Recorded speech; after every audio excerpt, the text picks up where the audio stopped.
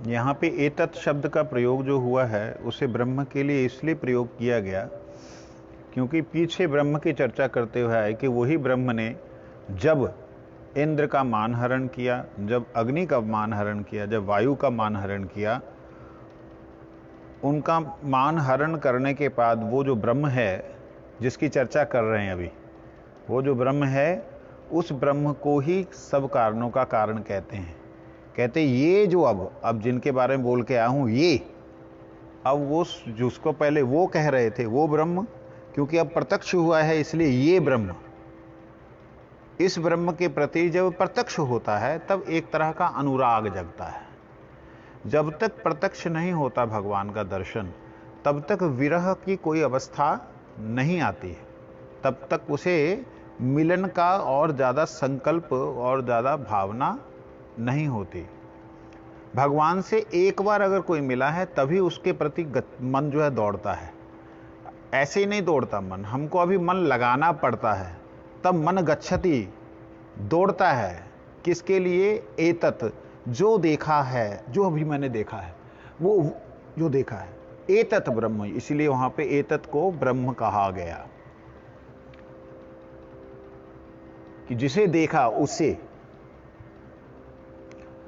कहते तद्ध तद्वनम नाम तद्वनम इत्यु उपासितव्य स य एतत् एव वेदाभि हंग्युं सर्वाणि भूतानि स वांछन्ति। वे आनंद स्वरूप परब्रह्म परमेश्वर सभी का अत्यंत प्रिय है। अब वो आ गया तत्, पहले एतत् कहा फिर अब तत् आ गया। तद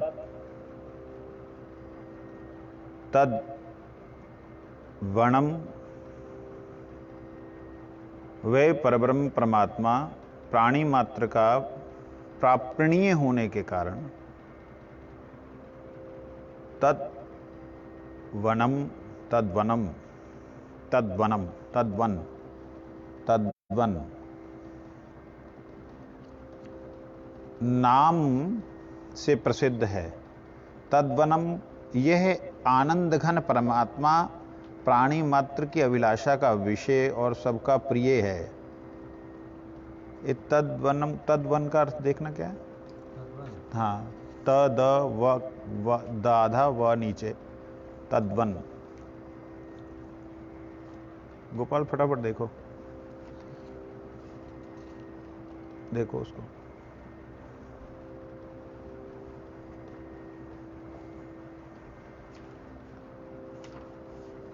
उपासितव्यम,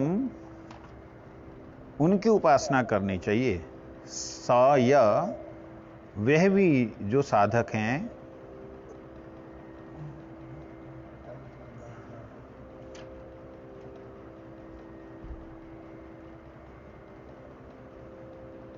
द के पैर के नीचे वन, तद्वन तद्वन तदन तदन।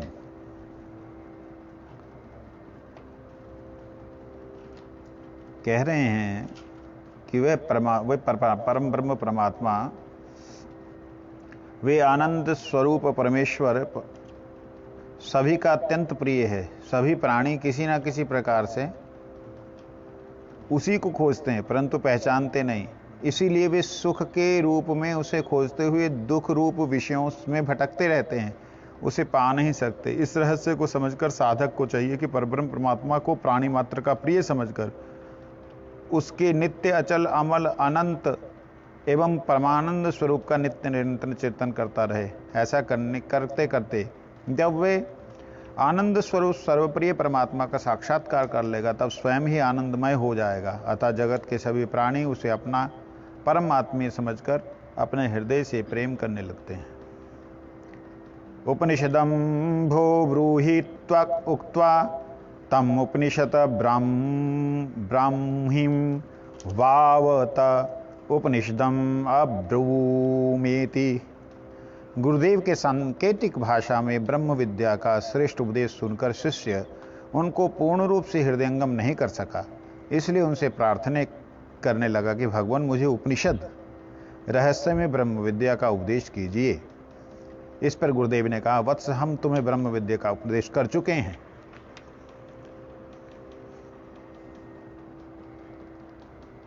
श्रोतस्य श्रोतम को लेकर उपयुक्त मंत्र तक की जो उपदेश किया है, उस दृढ़ रूप से उसे समझ लो कि वही ब्रह्म विद्या है। तस्यै तपोदमः क्रमेति प्रतिष्ठा देवा सर्वांगाणि सत्यम आयतनम युवा एतामेव वेदापहृत्य पापमानामन्ते स्वर्गे लोके जये ये प्रतिष्ठति प्रतिष्ठति।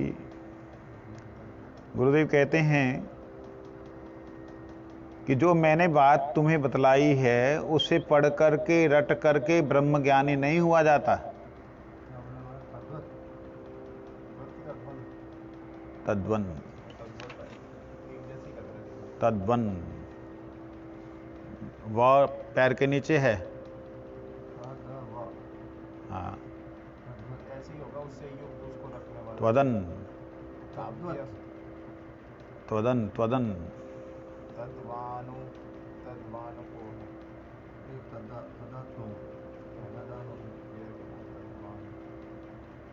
हाँ, तद्वान क्या है? त्वदन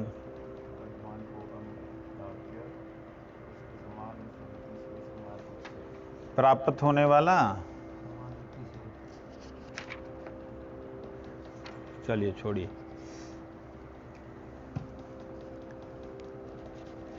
हाँ, शिष्य ने जो सुना, जैसे आप और सब लोग सोच रहे हैं ना कि महाराज ने इतने दिनों से जो बोला केनो उपनिषद में, वो क्या बोला कुछ समझ नहीं आ रहा।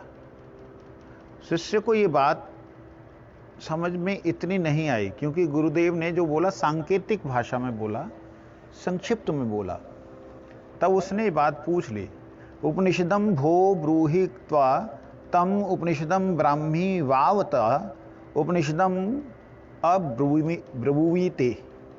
कहते हैं प्रभु, आप कृपा करके हे गुरुदेव मेरे को उपनिषद सुनाइए। जो ब्रह्म ज्ञानमय उपनिषद है, ब्राह्मी वाव जो है, वो मुझे आप सुनाइए। तब उस गुरुदेव ने कहा कि अरे, मैंने तेरे को उपनिषद का ही ज्ञान दिया अभी तक, जो ज्ञान दिया। कहते लेकिन मैं उसे समझ नहीं पाया। कहते समझ नहीं पाया, उसको समझ पा भी नहीं सकता। कहते हैं उसके लिए तस्यै तपोदाम दमः कर्मेति प्रतिष्ठा देवा सर्वांगाणि सत्यम आयतनम। अर्थात सुन पढ़कर रट लिया और ब्रह्मज्ञानी हो गए, ये नहीं होती है। ये तो ब्रह्म विद्या का उपहास है केवल मात्र। हम लोग अक्सर देखते हैं, जब मैं कई बार वेद पाठशाला में जाता हूं तो देखने में आता है कि बड़ा सस्वर से ओम हौषणा वे वाजश्रवा सर्ववेद ददो तस्य, इस प्रकार से पढ़ते हैं। कहते इस प्रकार से रट लेने से ब्रह्म विद्या नहीं, ये उपहास है ब्रह्म विद्या का। ब्रह्म विद्या के लिए ब्रह्म विद्या रूपी जो प्रसाद है, जो उसका ब्रह्म विद्या का प्रसाद, मतलब जहां ब्रह्म विद्या आती है वहां क्या होता है। ब्रह्म विद्या का मतलब भगवान के बारे में जानकारी जहां पे आती है, भगवान के विषय में ज्ञान जहां पे आता है। ब्रह्म विद्या का अर्थ ये समझिए, ब्रह्म विद्या अपने आप से भक्ति से बाहर नहीं है। हम ब्रह्म मतलब परब्रह्म को ब्रह्म कहते हैं, वो लोग ब्रह्म मतलब भगवान के जो निराकार स्वरूप प्रकाश को ब्रह्म कहते हैं। हम निराकार प्रकाश स्वरूप को ब्रह्म नहीं कहते, हम कहते हो जीव की उत्पत्ति का कारण है। अब वो जीव की उत्पत्ति के कारण को ब्रह्म कहते हैं, उसके आगे उनको कुछ दिखाई नहीं देता, और उसी को लेकर के वो लोग, जो मैं उपहास नहीं कर रहा हूं, क्षमा करना, क्योंकि वहां मैंने ऐसा सुना, कहते ये हरे कृष्णा करने से आपका कुछ नहीं होने वाला जब तक आपको जो है वेदों का ज्ञान ना हो। आज उस वेदों के ज्ञान को देने वाले गुरुदेव जो हैं, केनो उपनिषद के जो रचयिता हैं, या यूं कहें केनोपनिषद के कारण जो हैं, वो क्या कह रहे हैं? कहते रट लिया, ये ब्रह्म विद्या का उपहास है। ब्रह्म विद्या का प्रसाद क्या है? अर्थात ब्रह्म विद्या जहां आती है वहां क्या होता है? वो होता है तस्यै तपोः दमः कर्मेति प्रतिष्ठा देवा। तप, दम और कर्म आदि जो साधन हैं वो उसके अंदर आ जाते हैं। अगर हमारे में तपस्या नहीं आई, हम कहीं अपने भोगों का त्याग नहीं कर पा रहे हैं, तो ये निश्चित रूप से जानना चाहिए। वो भोग किसी भी तरह का हो सकता है। कितनी तरह के भोग हैं जो ज्ञान इंद्रियां भोगती हैं? कितनी तरह के भोग भोगती हैं? कौन कौन से होते हैं? फटाफट। ज्ञान इंद्रियां कौन कौन से भोगों को भोगती हैं? हाँ, थोड़ा जोर से बोला करो, ठीक है? रूप, रस, गंध, शब्द, स्पर्श, इनके पीछे जो हमारी इंद्रियां दौड़ती हैं, इनको वहां से खींचना, और खींचने में जो कष्ट होता है उसे तप कहते हैं। तप जो है वो आपके शरीर तक सीमित है। और उसके बाद होता है दम, जो मन के ऊपर जो आप दमन करते हैं, मन को आप अपनी इच्छाओं का जो दमन करते हैं, वो है मन के ऊपर, सूक्ष्म शरीर के ऊपर क्रिया।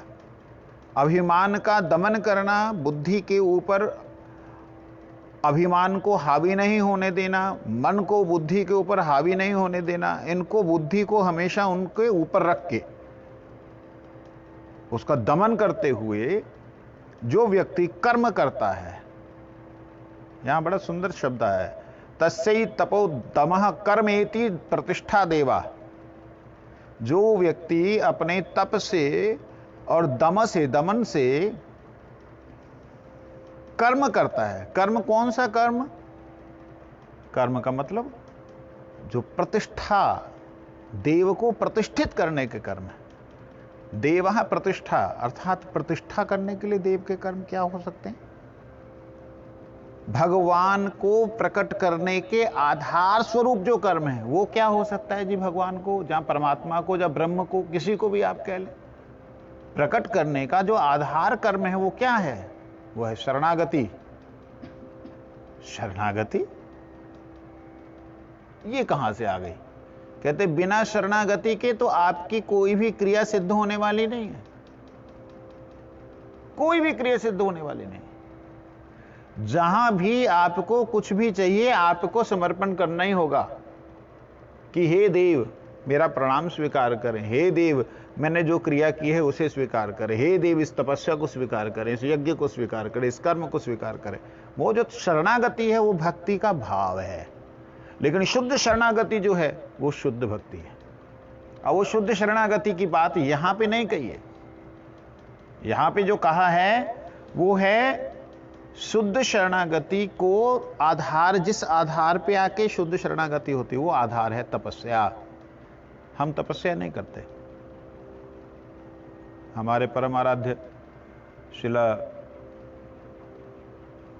गुरुदेव बतलाते थे कि परम पूज्य पद श्रीधर देव गोस्वामी महाराज कहते थे हम त्यागी भी नहीं है, भोगी भी नहीं। हम भोग को भी त्याग किया, त्याग को भी त्याग किया। इसका मतलब हम क्या बीच वाले हो गए कि जो सब कुछ ही करते रहे, अपने आप को भक्त समझते रहे? कहते नहीं, इसका मतलब ये नहीं है। हमारे गुरुजनों ने कैसा त्याग किया है, कम से कम उस त्याग को देख करके तो हम सोच सकते कि हाँ भाई उन्होंने इतना किया तो हम थोड़ा तो कर लें। हम थोड़ा भी नहीं करेंगे और हम कहेंगे कि जी हम तो भोगी भी नहीं है, त्यागी भी नहीं, हम तो भक्त हैं। कहां से भक्त, कैसे भक्त? यही बात गुरुजी ने उनको सुनी, बोली। इसी उपनिषद में आखिरी श्लोक से 7वें श्लोक में ये बात गुरुजी ने बोली। तुम क्या कह रहे हो? ब्रह्म विद्या की बात तुमने क्या जानोगे? तुम कैसे जानोगे? मैंने जो तुम्हें बतलाया है वो संपूर्ण बतला दिया। क्या बतलाया था? कुछ याद है? प्रश्न क्या किया था? ये केनोपनिषद के अंदर कान किससे सुनते हैं, आंख किसके कारण, ये सारी बातें पूछी, मन किससे। उन्होंने सारा क्रम से समझाया कि भाई इससे ऊपर बुद्धि, बुद्धि से ऊपर आत्मा, आत्मा के ऊपर ब्रह्म, ब्रह्म के ऊपर ब्रह्म का कारण वो है, वो सब कुछ समझाया। और उसको जानने के लिए, उसको प्राप्त करने के लिए ये नियम है, इस प्रकार से तुम चलो, सब बतला दिया। बतलाने के बाद हमारे जैसा अज्ञानी वो बालक शिष्य गुरु से कहता मेरे को उपनिषद और सुनाओ। उपनिषद का मतलब मेरे को और बैठाओ प्रभु के पास। उप मतलब नजदीक, निषद मतलब बैठना, उस ज्ञान में बैठाइए। तब गुरुदेव ने यह कहा कि तू बेटा चाहता ही नहीं है, चाहता तो तब तेरे अंदर आ जाता, चाहता तो तेरे अंदर दम आता, तेरे कर्म परिवर्तित होते, तू साधन करता। आगे कहते हैं, जो साधक साधन संपत्ति की रक्षा, वृद्धि और स्वधर्म पालन करने के लिए कठिन से कठिन कष्ट को सहर्ष स्वीकार नहीं करते, जो मन और इंद्रियों को भली भांति वश में नहीं कर लेते, और जो निष्काम भाव से अनासक्त होकर वर्णाश्रमोचित अवश्य कर्तव्य कर्म का अनुष्ठान नहीं करते, वे ब्रह्म विद्या का यथार्थ रहस्य नहीं जान सकते, क्योंकि ये उसे जानने के प्रधान आधार हैं। जो आज हम लोग कृष्ण प्रेम की बात करते हैं, मेरे को एक हमारे परम प्रिय मित्र, एक संस्था के बहुत नाम है उनका, आचार्य हैं, उन्होंने कहा, कहते आप कहाँ ये उपनिषदों में फंस गए, इनसे तो ऊपर हमारी बात है, भगवत प्रेम की बात है। हम लोग तो राधा रानी के प्रकरणों की चर्चा करें, ये उपनिषदों की ब्रह्म विद्या की कहां चर्चा करने लग गए आप। महाप्रभु ने भागवतम प्रमाणम अमलम ये बात कही, आप इनके चक्कर में कहां पड़ गए। मैंने उन्हें जो जवाब देना था दिया, लेकिन वर्तमान में वही प्रश्न जो उन्होंने किया था उसका जवाब आज इस केन उपनिषद में वो दे रहे हैं। कहते ये आधार है। क्या आधार है? वाचो वेग, मनसा क्रोध वेग, जिव्या वेग, उदर उपस्थ वेग, एतान वेगान जो विषहेत धीरा, ये धीर जो बात कही धीरा, उसका है ये आधार है, ये उपदेशामृत का, रूप गोस्वामी का। जो ये उपनिषदें हैं, ये हम लोगों को किस प्रकार से चलना है, कैसे भगवान के नजदीक जा सकते हैं, उसका उपदेश देती हैं, है ना। तो ये वाणी का वेग, मन का वेग, क्रोध का वेग उत्पन्न कैसे होता है, इसको बिना जाने हम किस प्रकार से उसको कंट्रोल कर सकते हैं? कोई है तरीका? कोई नहीं है। इसीलिए कहते हैं कि ये आधार हैं। साथ ही ये जान लेना चाहिए कि वेद उस ब्रह्म विद्या के समस्त अंग हैं। वेद में ही ब्रह्म विद्या के समस्त अंग प्रत्यंगों की विशद व्याख्या है। अतः वेदों का उसके अंगों सहित अध्ययन करना चाहिए। और सत्य स्वरूप परमेश्वर त्रिकाल आबाधित सच्चिदानंद घन परमेश्वर ही इस ब्रह्म विद्या का परम अधिष्ठान, आश्रय स्थल और परम लक्ष्य है। अतएव ब्रह्म को लक्ष्य करके जो वेदानुसार उसके तत्व का अनुशीलन करते हुए तप दमः निष्काम कर्म का आचरण करते हुए साधन करते हैं, वही ब्रह्म विद्या के रहस्य अर्थात परम पुरुष तम भगवान को प्राप्त कर पाते हैं। ये बात एक तरह से मुझे जो लगती है, रूप गोस्वामी के प्रथम श्लोक को, जहां चैतन्य महाप्रभु जी के शिक्षा अष्टक के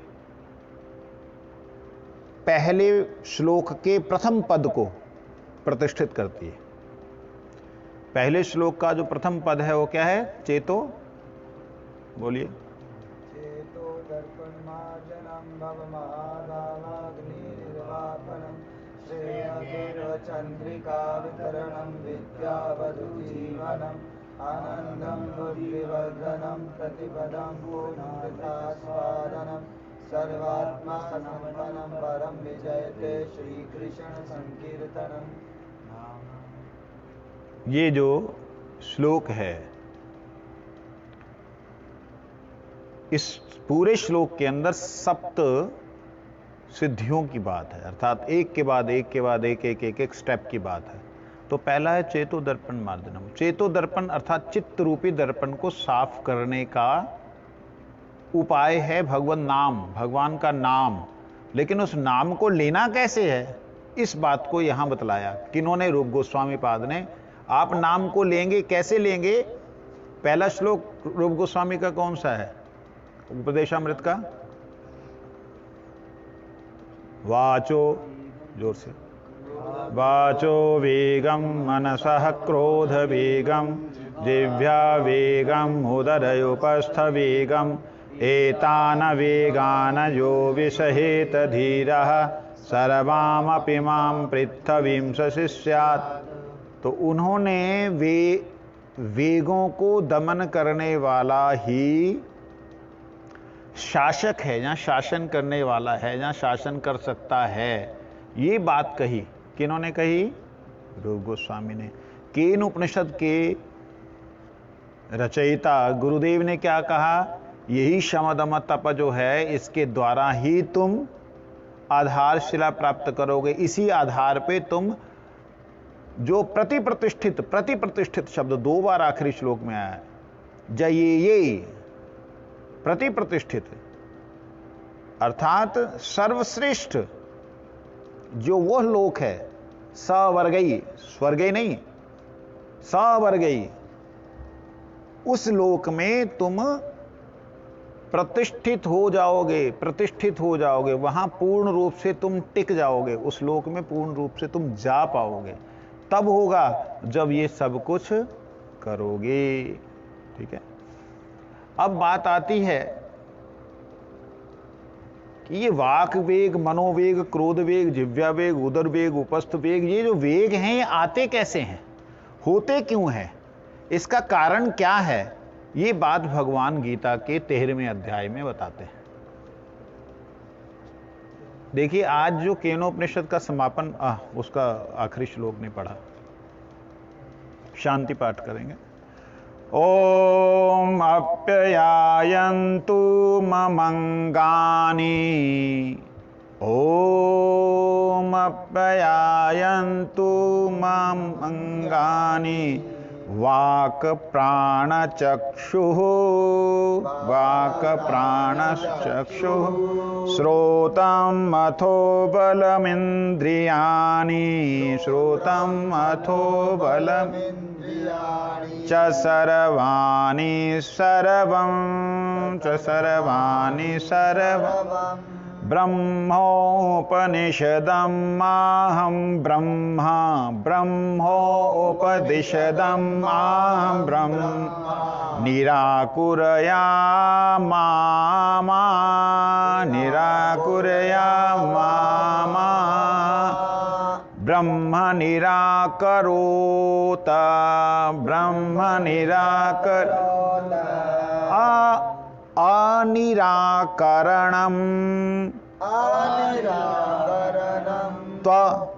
निराकरणं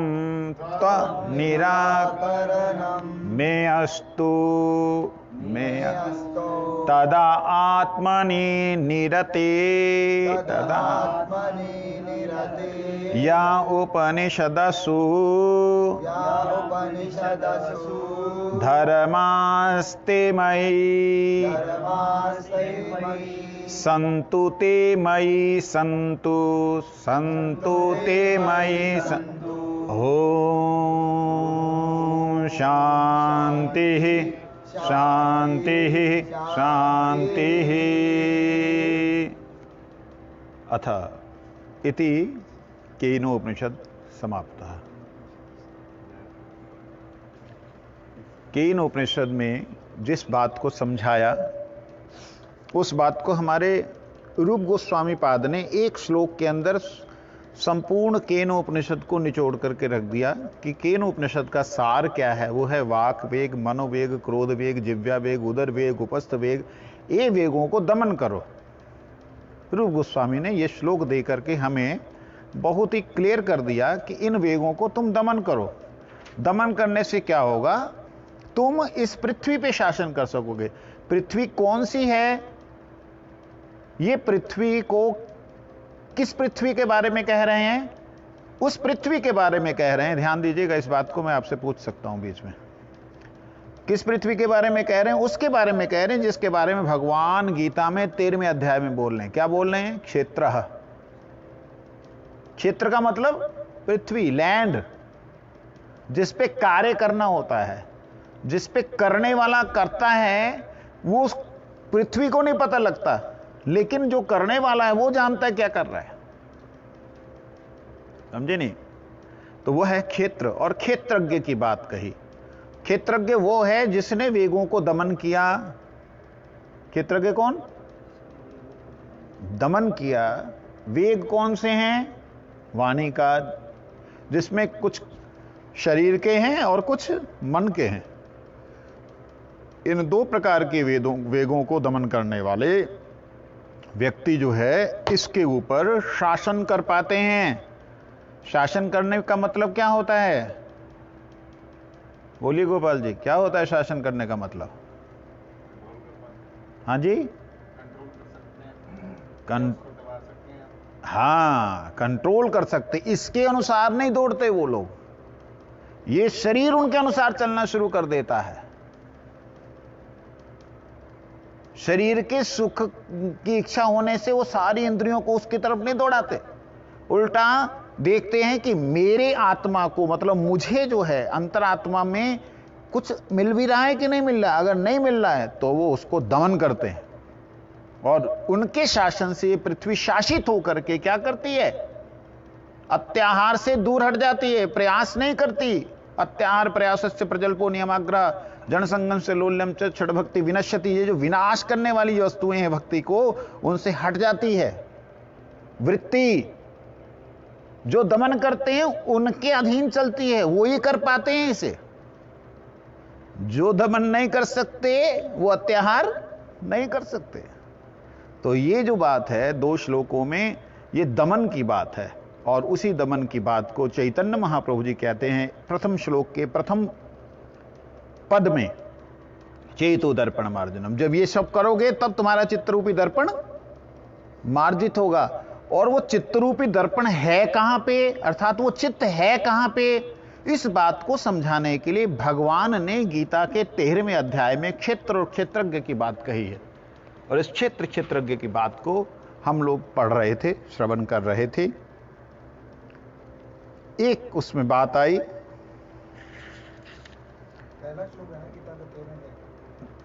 क्षेत्र क्षेत्रज्ञ का, हाँ, इदम शरीर कौन्तेय क्षेत्रम इत्यभिधीयते एतत् यो वेति तम प्राहु क्षेत्रज्ञ इति तद्विदः। इसका आप छठा श्लोक देखिए।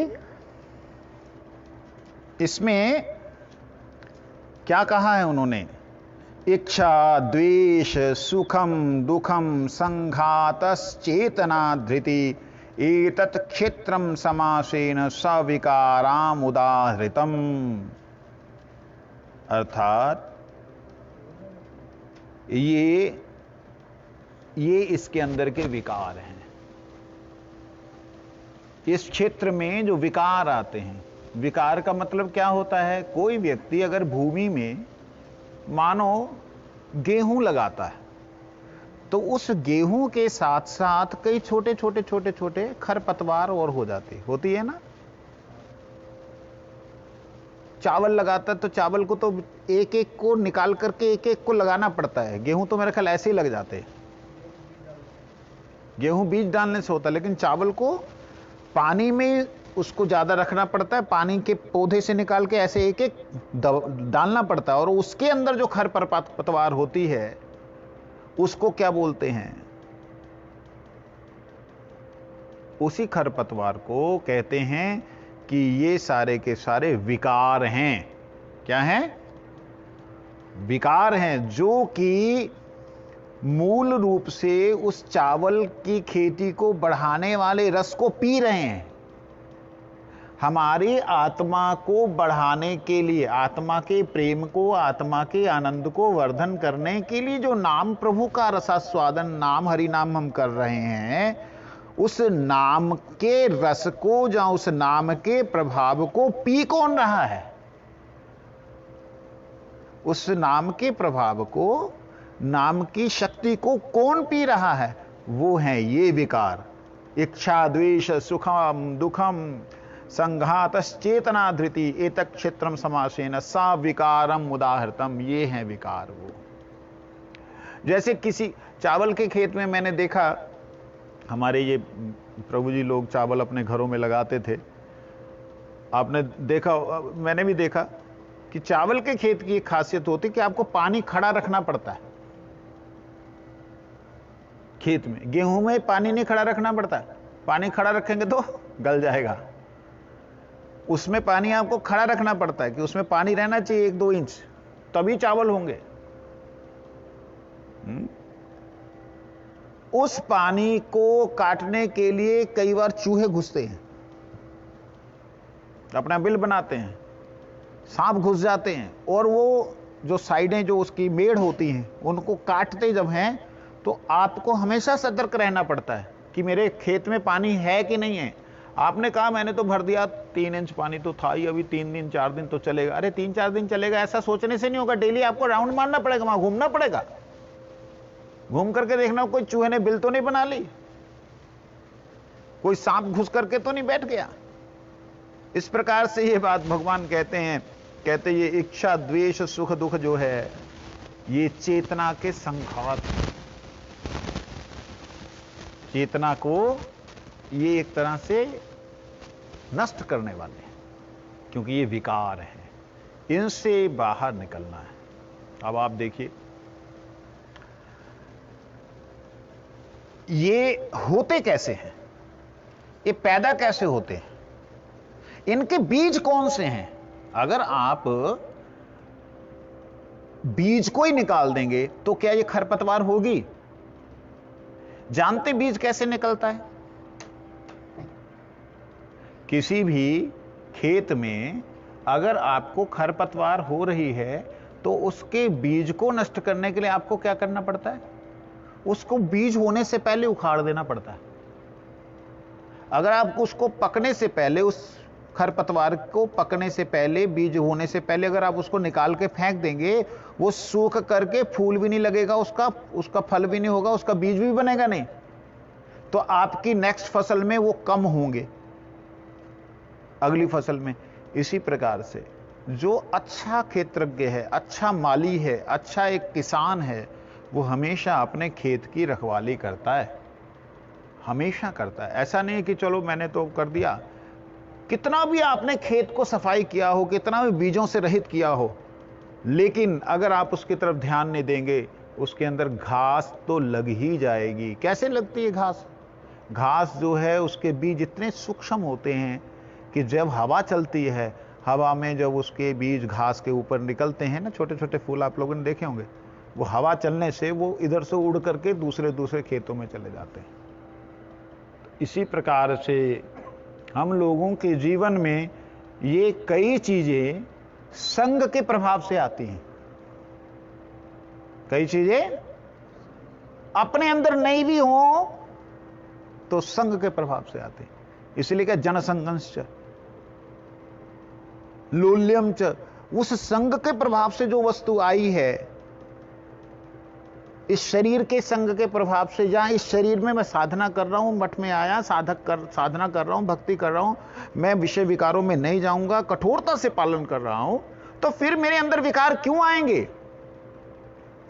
साधक के हृदय में विकार क्यों आएंगे? भाई जो साधना कर रहा है उसके अंदर विकार आते हैं जब वो विषयी का अन्न खाता है, जब ठाकुर जी के प्रसाद को प्रसाद बुद्धि से ना लेकर के भोग बुद्धि से लेता है, तब उसके अंदर वो जिह्वार लालच से जीविती उति धाये शिष्य उदर परायण कृष्ण कबू नहीं पाए, वो प्राप्त नहीं कर पाता। इसलिए हमें ये देखना है कि ये इसके बीजों को निकालें हम। किसके बीजों को? इच्छा द्वेष सुख दुख इत्यादि के जो विकारों से उत्पन्न जो बीज हैं, उन बीजों को निकालें। वो बीज कहां से हैं, कैसे आए, उनको रोक दें अगर, तब जाके आपको उत्साह होगा। द्वितीय श्लोक क्या है उपदेशामृत का? प्रत्याहार प्रयासश्च प्रजल्पनियमग्रहात् जनसंगश्च दौर्यञ्च षड्विभक्ति विनश्यते।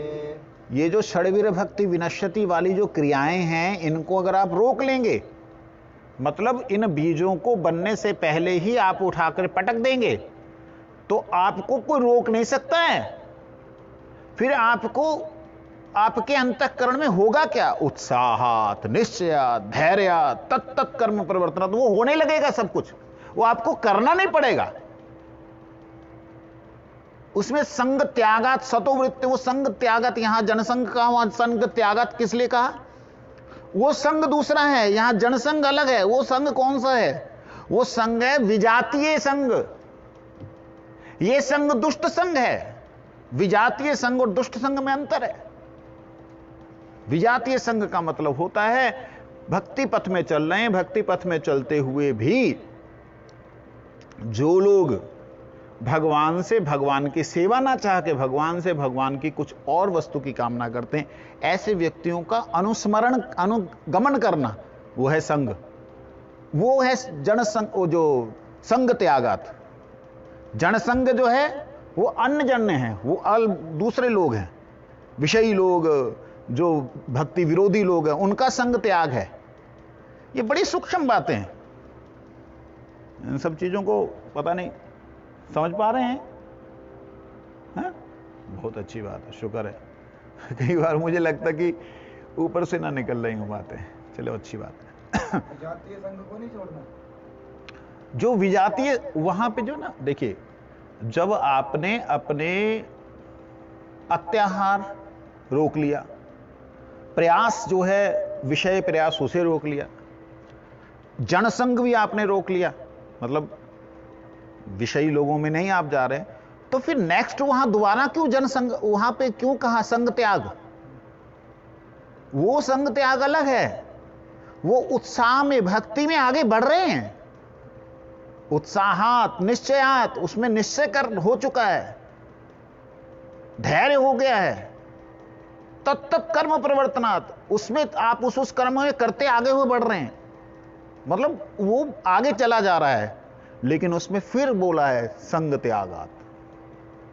उसमें जो संग त्याग है वो है भक्ति के साथ में हम भक्ति कर रहे हैं, और भी लोग भक्ति कर रहे हैं, उन भक्ति करने वाले अन्य लोग, हाँ, कर्म मिश्रा, ज्ञान मिश्रा, ये जो भक्ति के अन्य लोग, एक तो शुद्ध कर्मी हैं, उनका तो संग ही त्याग करना है, एक शुद्ध ज्ञानी, उनका संग ही त्याग करना है। तो ये जो दिखने में लग रहे हैं कि विभक्त हैं, जैसे अभी मेरे हम लोगों को, हम जो उपनिषद पढ़ रहे हैं, लोगों की दृष्टि में यह आएगा ये ज्ञान क्या है, ज्ञान मिश्रा भक्ति कर रहे हैं, उन लोगों की दृष्टि में यह आएगा, लेकिन यह अज्ञानता है। हम लोग दूध में से क्रीम निकाल रहे हैं, कहते हैं तुम कहां से निकाल रहे, भगवान ने पहले निकाल के दे दी, उसी को खा लो। गीता जो है क्रीम ही तो है। कहते भगवान ने जो गीता निकाली वो दूध है, दूध का दही बनाया, दही का सुखदेव जी ने मंथन किया, और मथी लेन सुख खाई लेन परीक्षित, उन्होंने माखन, कहते फिर भागवती पाठ कर लो। हाँ, भागवत पाठ ही कर लो। देखिए, जो बातें एक दूसरे से मिल रही, मेरा ये कहने का मतलब है, मैं आपको क्यों ये बात कह रहा हूं, मेरा ये कहने का मतलब है, चैतन्य महाप्रभु के प्रथम श्लोक के प्रथम पद के ऊपर मैं पूरे के पूरे वेदों को, उपनिषदों को, वेदांत को रख सकता हूं। प्रथम श्लोक के प्रथम पद पे खाली चेतो दर्पण मार्जन के ऊपर पूरे व्याख्या कर सकता हूं इन वेदों की, उपनिषदों की। लेकिन ये क्यों हम कर रहे हैं? हम ये बताने के लिए कर रहे हैं कि गौड़ीय वैष्णव जो हैं वो ऐसे ही नहीं है कि हम भक्ति करने वाले, इनका तो अधिकार नहीं, ऐसे नहीं है। सिर्फ इस बात को स्थापन करने के लिए इसे पढ़ रहे हैं, नहीं तो हमको तो सारम सारम सारम, हमको तो सार सार सार मिला हुआ है। हाँ, क्या है सर्व वेदांत सारम? सर्व वेदांत सारम ही श्रीमद् भागवतम इष्यते। सर्व वेदांत सारम ही श्रीमद् भागवतम इष्यते। ये सर्व वेदांत का सार है, वेदों का सार है, जो भी है। तो इसलिए ये इच्छा द्वेष जो हैं, ये उत्पन्न जो हो रहे हैं, अच्छा, इच्छा, द्वेष, ये कहां उत्पन्न होते हैं? मन में। सुख दुख ये कहां होते हैं? मन में। किसके कारण से होते हैं? चेतना संघात, चेतना के संग से। अच्छा, चेतना कहां है? धृति में। धृति क्या है? इन बातों को हमें समझने के लिए कहते हैं क्षेत्र क्षेत्रज्ञ के बारे में जानो। अगर आपको मालूम ही नहीं पड़ेगा कि आपके अंगूठे उंगली का गलना शुरू हो गया, क्यों गलना शुरू हो गया, अगर आपको नहीं मालूम पड़ेगा, आप डॉक्टर के पास जाएंगे, उसने काट देना। उसने और को आता नहीं है, यहां के लोगों को और कुछ नहीं आता, वो काट देंगे। लेकिन ठीक अच्छे वैद्य के पास जाएंगे, वो कहेगा ये उंगली में एक बार आपको कुछ रात को सोए सवेरे उंगली फूल गई थी। हाँ जी, ऐसे हुआ था। ओहो हो, ये अमुक कीड़े ने काटा है, तो इसका विष निवारण करना होगा। कैसे करेंगे? क्या उंगली ठीक हो सकती है? कोशिश कर सकता हूं। तो उस विष को नष्ट करने के लिए जो विषौषधि है, विष नाश करने की औषधि होती है, एक विषौषधि होती है, विष से कटता है, उसको उसने लगाया। लगाने से उसको खूब जलन हुई। जलन होने से उसे ऐसे लगा कि उसकी उंगली कट के गिर जाएगी। उसने कहा कि आप ये बहुत जल रहा है। कहते बेटा, ये जल वो रहा है जो उसने जहर फैलाया था, उतना मांस जल रहा है, उतना हिस्सा जल रहा है। जलने दे इसको। मेरे को याद है, मेरे मस्से हो गए थे। मस्से जानते हैं ना? मस्से हो गए थे कि कहते दाने, मस्से कहते हैं मस्से। तो उसको ना वो इरिटेट नहीं करते, वो इरिटेशन नहीं होती उसमें, वो खाली ऐसे एक अलग तरह से मांस के छोटे छोटे टुकड़े निकल आते हैं, छोटे छोटे फिंसियां टाइप होते हैं, लेकिन उसमें बिल्कुल जलन नहीं होती, कोई उसका इरिटेशन नहीं होती, भद्दे लगते हैं वो। तो मेरे मुंडन होने के बाद इस तरफ जो है खराब लगता था। मैं ऐसे जाजपुरा गया हुआ था, तो किसी ने मेरे को बोला कि महाराज जी आप ये थोड़ा ऐसा लग रहा है। मैंने लगने तो साधु है, क्या है साधु को क्या करना। तो कहते नहीं नहीं महाराज चलो चलो। मेरे बड़े अच्छे मित्र थे लूथरा जी, मेरे को ज़बरदस्ती पकड़ के ले गए। बेचारे शरीर शांत हो गया उनके 4-5 साल पहले। तो ले गए और एक वैद्य के पास ले गए। अब वो वैद्य, मेरे को तो नीम हकीम खतरा जान लगी लेकिन गजब का था। उसके पास ले गए, मैंने कहा जी ये उसका काम ही है सब मसे वगैरह निकालने का। ठीक है। उसने क्या किया, सुई होती ना, सुई की नोक के बराबर उसने एक दवाई ली, उसने मेरे मसे के सिर्फ टॉप पे लगाई, ऊपर लगाई। हे राम, मेरे को आज तक याद है, ऐसे लग रहा था कोई ऐसे बर्मा होता ना, बर्मे को क्या बोलते हैं, ड्रिल होता है ना, धीरे धीरे कोई ड्रिल कर रहा हो, मतलब करके कर दे तो कोई बात नहीं, धीरे धीरे कर रहा हो, अंदर से जला रहा है, अंदर तक दर्द हो रहा था, खोपड़ी के अंदर तक दर्द हो रहा था। मैंने कहा जी ये तो बहुत जल रहा है। कहते कोई बात नहीं, ठीक है कोई बात नहीं। मैंने कहा कोई बात नहीं, मेरे तो हालत ऐसी हो रही कि मेरे को बुरी हालत हो गई। कहते जी आप चिंता नहीं करें, ठीक हो जाएगा। मैं कहा यार अच्छा, औरों को भी मैंने देखा, वहां पे और भी बैठे हुए लोग करवा रहे हैं। मैंने कहा चल हमें भी देख लेते हैं, एक्सपेरिमेंट है। आप विश्वास करेंगे, जैसे किसी व्यक्ति को आप मोमबत्ती ले ले, क्या नाम, अगरबत्ती लेके उसके पास में, चमड़ी के पास ऐसे 1 सेंटीमीटर दूर पे रख ले, उसकी क्या हालत होगी। ऐसी हालत मेरी उसने 15 मिनट 20 मिनट तक मेरा वो अंदर तक बोरिंग करने में उसने लगाई। उसके बाद उसने जब उसको हटाया, निकाला एक रुई से, देखा इतना लंबा सा कील निकला उसमें से। उसके बाद उसमें से पानी रिसता रहा, कुछ दिन 3-4 दिन पानी रिसता रहा, पानी निकलता रहा। मैंने कहा पानी निकलने लगे, दिमाग ही ना खाली हो जाए कहीं कि दिमाग का पानी निकल रहा है। कहते नहीं स्वामी जी, ये वो जहर है जो निकल रहा है। तो ये बात है, हम लोग वो जब महात्मा ने उसको बांधा उसकी उंगली को, उसे ऐसे लगा कि उसकी उंगली कट के निकल जाएगी, लेकिन वास्तविकता में क्या हुआ, जहां तक उसका विष फैला हुआ था उस जीव का, उस कीड़े का, वहां तक की चमड़ी को उसने बिल्कुल जला दिया। और वास्तविकता में वो पूरी खत्म होने के बाद में वो अगले दिन जब गया तो देखा कि वो उंगली ही पूरी लाल लाल खूनो खून हो गया। क्या करेगा? जिस वैद्य के पास गया उसने कहा चिंता नहीं करो, अब ये पूरी की पूरी ठीक हो जाएगी। और वास्तविकता में उसके बाद उसने दूसरी औषधि लगाई जो कि रसायन के युक्त थी, और उस औषधि ने पूरी चमड़ी को ला करके बराबर खड़ा कर दिया। अगर वही चीज आधुनिक इन डॉक्टरों के पास जाती, जो एलोपैथिक डॉक्टर है, उनके पास इसका कोई उपाय नहीं केवल काटने के अलावा। हमारे ऋषि मुनियों की एक खासियत है, ऋषि मुनियों में दो प्रकार के ऋषि मुनि हैं। एक प्रकार के ऋषि मुनि कहते हैं कि सब छोड़ दो, ना कोई कर्म, ना कोई कुछ नहीं करना, बस स्लेडे की तरह पड़े रहो, सुते रहो,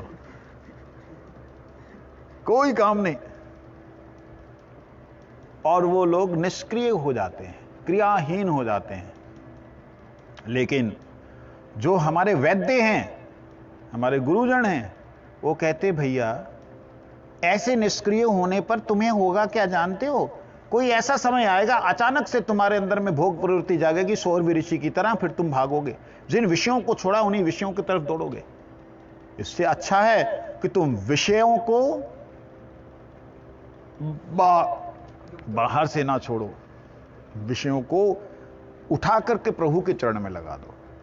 जिन आंखों की आदत है देखने की, उन आंखों को बंद करके बैठोगे, अच्छी बात है, खराब नहीं है। जिन कानों को आदत है सुनने की, उन कानों में मोटी सी रुई लगा करके जब कान को बंद करके बैठोगे, अच्छी बात है, ठीक है। कब तक? कब तक? जब ये हटाओगे, कोई ना कोई तुम्हें अगर बोल देगा है बाबा जी बड़ी भक्ति कर रहा है, काय की भक्ति, कैसी भक्ति, मूंद करके बैठे रहे, हृदय में विकार हो सकता है और नहीं भी हो सकता है, ऐसा बात नहीं कि होगा, नहीं भी हो सकता। लेकिन इन सारी क्रियाओं को करके पहुंचोगे कहां? निर्वाण में। उन निर्वाण का सुख है क्या? कृष्ण नामामृत के आगे कुछ भी नहीं। इसीलिए कहा कि हमें केवल मात्र इस पे शासन नहीं करना, इस क्षेत्र को केवल मात्र हमने कूटना काटना नहीं है, इसमें बीज भी डालना है, भक्ति का बीज।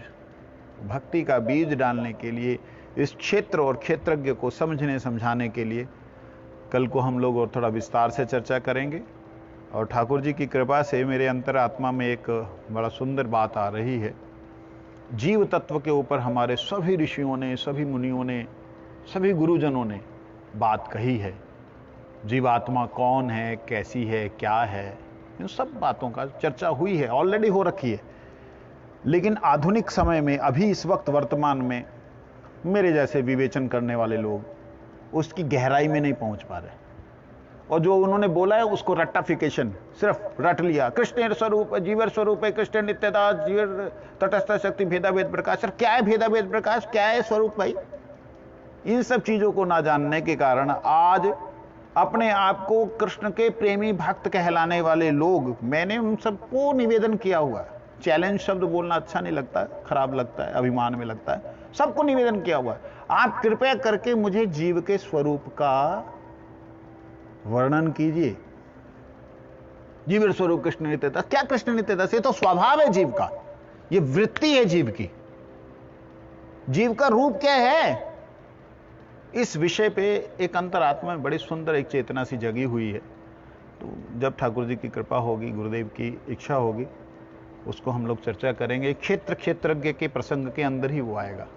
बादशाह कल्प कृपा संपतिता नाम पावन वैष्णव। कल हम श्रवण करेंगे ये विकार कैसे उत्पन्न होते हैं, इन विकारों को उत्पन्न होने के साथ साथ कैसे निकाला जा सकता है। बड़ी सूक्ष्म बात होगी। उत्पन्न कैसे हो रहे हैं, कैसे उत्पन्न होते ही निकाल दें।